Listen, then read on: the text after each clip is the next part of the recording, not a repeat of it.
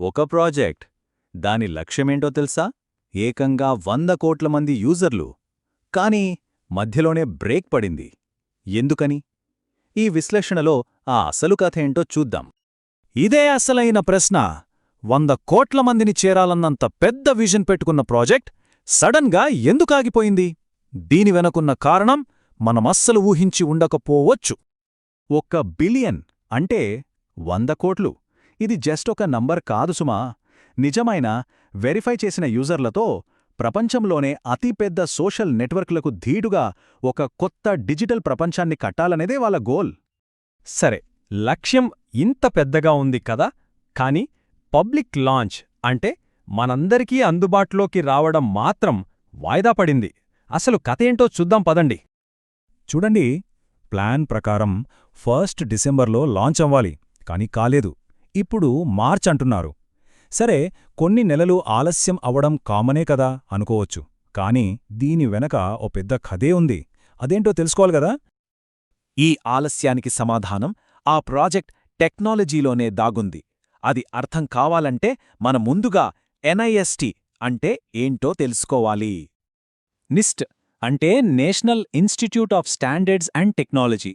పేరుకు ఇది అమెరికా ప్రభుత్వ సంస్థే అయినా సైబర్ సెక్యూరిటీ విషయంలో ఇది పెట్టే రూల్సే ప్రపంచమంతా ఫాలో అవుతోంది. ఒక రకంగా చెప్పాలంటే టెక్నాలజీలో బెస్ట్ సెక్యూరిటీకి ఇదే గ్యారంటీ అన్నమాట. నిస్ట్ ముఖ్యంగా 3 విషయాలపై ఫోకస్ చేస్తుంది: సైబర్ సెక్యూరిటీ, డిజిటల్ ఐడెంటిటీ, ఇంకా డేటా ప్రైవసీ.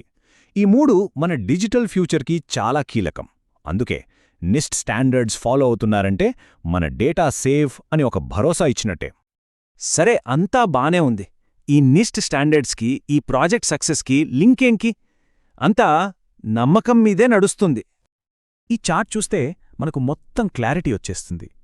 ఎడమవైపు చూడండి, ఆన్లైన్లో మనం రోజూ చూసే problems, bots, fake accounts, hacking రిస్కులు ఇలాంటివి.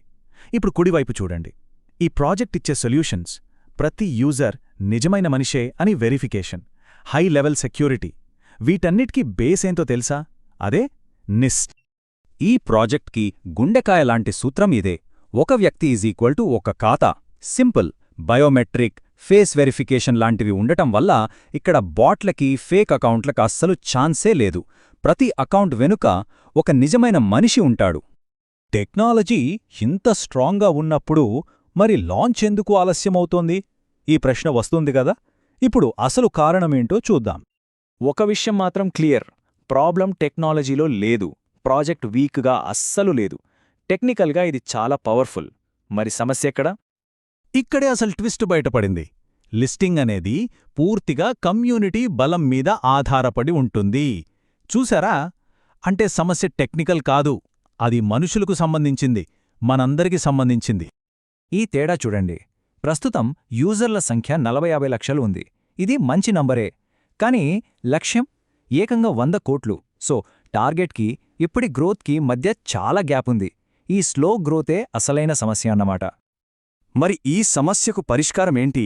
ఇంట్రెస్టింగ్ విషయమేంటంటే పరిష్కారం కూడా యూజర్ల చేతుల్లోనే ఉంది. ఇది చూడండి, ప్లాన్ చాలా సింపుల్. ప్రతి యూజర్ కొత్త వాళ్ళని రిఫర్ చేస్తారు. దాంతో కమ్యూనిటీ స్పీడ్గా పెరుగుతుంది. ఇంత పెద్ద కమ్యూనిటీని చూసి ఎక్స్చేంజ్లకు నమ్మకం వస్తుంది. ఫైనల్గా లిస్టింగ్ జరిగిపోతుంది. అంతా ఒకదానికొకటి లింక్ అయ్యిందనమాట. సో ఈ మొత్తం విశ్లేషణలో మనకు అర్థమైంది ఇదే. ఒకవైపు చాలా పవర్ఫుల్ టెక్నాలజీ ఉంది, మరోవైపు ఆ టెక్నాలజీని నెక్స్ట్ లెవెల్కి తీసుకెళ్లడానికి కమ్యూనిటీ గ్రోత్ అవసరం. ఈ రెండింటి మధ్య ఉన్న గ్యాపే అసలైన సవాల్.